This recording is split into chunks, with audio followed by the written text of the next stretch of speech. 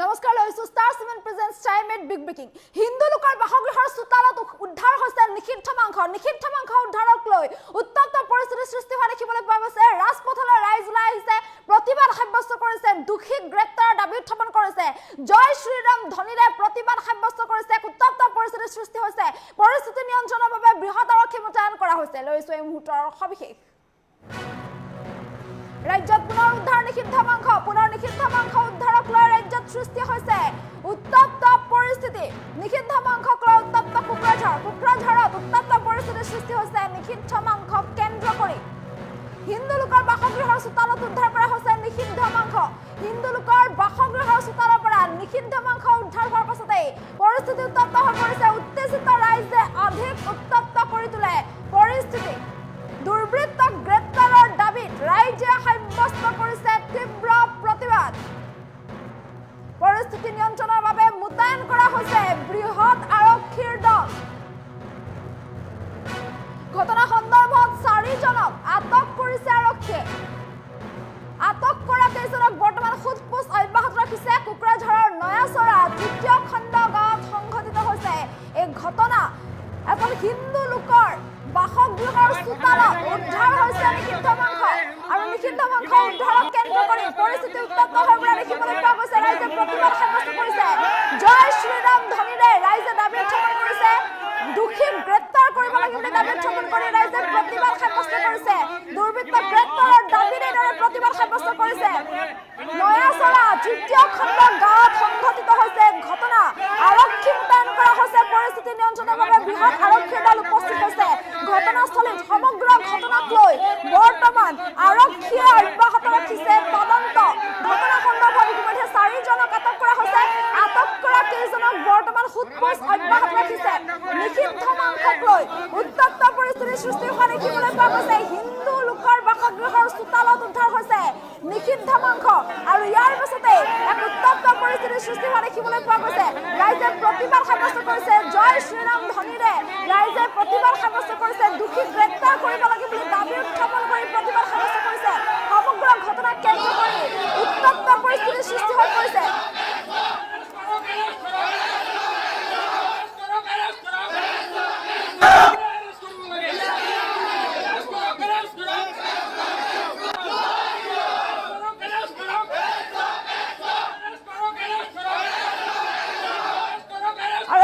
কোকৰাঝাৰৰ নয়াচৰা তৃতীয় খণ্ড গাঁৱত উদ্ধাৰ হৈছে নিষিদ্ধ মাংস এখন হিন্দু লোকৰ বাসগৃহৰ চোতালত নিষিদ্ধ মাংস উদ্ধাৰ হৈছে আৰু ইয়াকে লৈ এক উত্তপ্ত পৰিস্থিতিৰ সৃষ্টি হোৱা দেখিবলৈ পোৱা গৈছে পৰিস্থিতি অধিক উত্তপ্ত হৈ পৰিছে আৰু যাৰ পিছতে নিয়ন্ত্ৰণৰ বাবে বৃহৎ আৰক্ষীৰ দল ঘটনাস্থলীত উপস্থিত হৈছে সমগ্ৰ ঘটনাক লৈ আৰক্ষীয়ে বৰ্তমান তদন্ত অব্যাহত ৰাখিছে 4 জনক ইতিমধ্যে আৰক্ষীয়ে আটক কৰিছে ঘটনা সন্দৰ্ভত আৰু আটক কৰা 4 জনক বৰ্তমান সোধপোছ অব্যাহত ৰখা হৈছে কোকৰাঝাৰৰ নয়াচৰা তৃতীয় খণ্ড গাঁৱত সংঘটিত হৈছে এই চাঞ্চল্যকৰ ঘটনা য'ত হিন্দু লোকৰ বাসগৃহৰ চোতালত উদ্ধাৰ হৈছে নিষিদ্ধ মাংস আৰু এই ঘটনাৰ পাছতেই এক উত্তপ্ত পৰিস্থিতিৰ সৃষ্টি হোৱা দেখিবলৈ পোৱা গৈছে সমগ্ৰ ঘটনাক কেন্দ্ৰ কৰি পৰিস্থিতি উত্তপ্ত হৈ পৰিছে নিষিদ্ধ মাংসক লৈ উত্তপ্ত হৈ পৰিছে কোকৰাঝাৰ হিন্দু লোকৰ বাসগৃহৰ চোতালত উদ্ধাৰ হৈছে নিষিদ্ধ মাংস আৰক্ষীৰ আমাহাতত দৃশ্যাংশ আছে আৰক্ষী বাহিনী মুতায়ন কৰা আমি সেই দৃশ্যাংশ দেখুৱাম যিহেতু আৰক্ষী বাহিনী মুতায়ন কৰা হৈছে দুৰ্বৃত্ত গ্ৰেপ্তাৰৰ দাবীত ৰাইজে প্ৰতিবাদ সাব্যস্ত কৰিছে দুখীক শীঘ্ৰে গ্ৰেপ্তাৰ কৰক এই দাবী উত্থাপন কৰি প্ৰতিবাদ সাব্যস্ত কৰিছে জয় শ্ৰীৰাম ধ্বনিৰে ৰাইজে দাবী উত্থাপন কৰিছে সমগ্ৰ ঘটনাক কেন্দ্ৰ কৰি এক উত্তপ্ত পৰিস্থিতিৰ সৃষ্টি হোৱা দেখিবলৈ পোৱা গৈছে হিন্দু লোকৰ বাসগৃহৰ চোতালত উদ্ধাৰ হৈছে নিষিদ্ধ মাংস আৰু এই নিষিদ্ধ মাংস উদ্ধাৰক লৈ তীব্ৰ চাঞ্চল্যৰ সৃষ্টি হোৱা দেখিবলৈ পোৱা গৈছে সমগ্ৰ ঘটনাক কেন্দ্ৰ কৰি এক উত্তপ্ত পৰিস্থিতিৰ সৃষ্টি হোৱা দেখিবলৈ পোৱা গৈছে ৰাইজে প্ৰতিবাদ সাব্যস্ত কৰিছে ঘটনা সন্দৰ্ভত 4 জনক আটক কৰিছে আৰু আটক কৰা সকলক লৈ বৰ্তমান আৰক্ষীয়ে তদন্ত অব্যাহত ৰাখিছে আটক কৰা কেইজনক সোধপোছ অব্যাহত ৰাখিছে সমগ্ৰ ঘটনাক লৈ উত্তপ্ত পৰিস্থিতি হৈ পৰিছে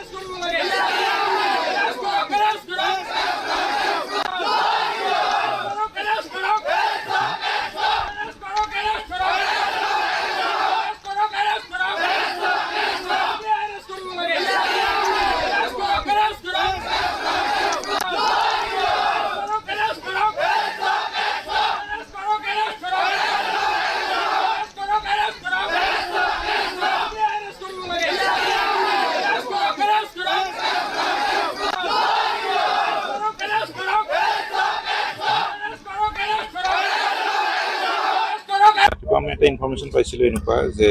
আমাৰ নচেৰা ৩ নম্বৰ পাৰ্টত এটা এনেকুৱা ঘটনা হৈছিল য'ত মানে ছাছপেক্টেড কিবা কণ পোৱা হৈছিলে মানুহ এজনৰ ঘৰত। তাৰপিছত চিটুৱেশ্যনটো অকণমান মানে আউট অফ কণ্ট্ৰল হোৱা নাই যদিও অকণমান মানে উত্তপ্ত এটা পৰিস্থিতি হৈছিলে, কিন্তু কোনো ধৰণৰ মাৰপিট বা তেনেকুৱা ধৰণৰ হোৱা নাই, হতাহতি হোৱা নাই, চিটুৱেশ্যন নৰ্মেলি আছিলে। তাৰপিছত আমি আহিলোঁ, আহি কিনে মানে ইনকুৱাৰী কৰিলোঁ আৰু 2-এজন মানুহ সোধপোছৰ কাৰণে 4জন মানুহ মানে যাক একিউজ বুলি কৈছে আৰু তেওঁলোকক সোধপোছৰ কাৰণে আমি থানাত আনিছোঁ। ৰাতিপুৱা আমি এটা ইনফৰমেশ্যন পাইছিলোঁ এনেকুৱা যে আমাৰ নচেৰা ৩ নম্বৰ পাৰ্টত এটা এনেকুৱা ঘটনা হৈছিল য'ত মানে ছাছপেক্টেড কিবা কণ পোৱা হৈছিলে মানুহ এজনৰ ঘৰত। তাৰপিছত চিটুৱেশ্যনটো অকণমান মানে আউট অফ কণ্ট্ৰল হোৱা নাই যদিও অকণমান মানে উত্তপ্ত এটা পৰিস্থিতি হৈছিলে, কিন্তু কোনো ধৰণৰ মাৰপিট বা তেনেকুৱা ধৰণৰ হোৱা নাই, হতাহতি হোৱা নাই, চিটুৱেশ্যন নৰ্মেলি আছিলে। তাৰপিছত আমি আহিলোঁ, আহি কিনে মানে ইনকুৱাৰী কৰিলোঁ আৰু 2-এজন মানুহ সোধপোছৰ কাৰণে 4জন মানুহ মানে যাক একিউজ বুলি কৈছে আৰু তেওঁলোকক সোধপোছৰ কাৰণে আমি থানাত আনিছোঁ। ৰাতিপুৱা আমি এটা ইনফৰমেশ্যন পাইছিলোঁ এনেকুৱা যে আমাৰ নচেৰা ৩ নম্বৰ পাৰ্টত এটা এনেকুৱা ঘটনা হৈছিল য'ত মানে ছাছপেক্টেড কিবা কণ পোৱা হৈছিলে মানুহ এজনৰ ঘৰত। তাৰপিছত চিটুৱেশ্যনটো অকণমান মানে আউট অফ কণ্ট্ৰল হোৱা নাই যদিও অকণমান মানে উত্তপ্ত এটা পৰিস্থিতি হৈছিলে, কিন্তু কোনো ধৰণৰ মাৰপিট বা তেনেকুৱা ধৰণৰ হোৱা নাই, হতাহতি হোৱা নাই, চিটুৱেশ্যন নৰ্মেলি আছিলে। তাৰপিছত আমি আহিলোঁ, আহি কিনে মানে ইনকুৱাৰী কৰিলোঁ আৰু 2-এজন মানুহ সোধপোছৰ কাৰণে 4জন মানুহ মানে যাক একিউজ বুলি কৈছে আৰু তেওঁলোকক সোধপোছৰ কাৰণে আমি থানাত আনিছোঁ। ৰাতিপুৱা আমি এটা ইনফৰমেশ্যন পাইছিলোঁ এনেকুৱা যে আমাৰ নচেৰা ৩ নম্বৰ পাৰ্টত এটা এনেকুৱা ঘটনা হৈছিল য'ত মানে ছাছপেক্টেড কিবা কণ পোৱা হৈছিলে মানুহ এজনৰ ঘৰত। তাৰপিছত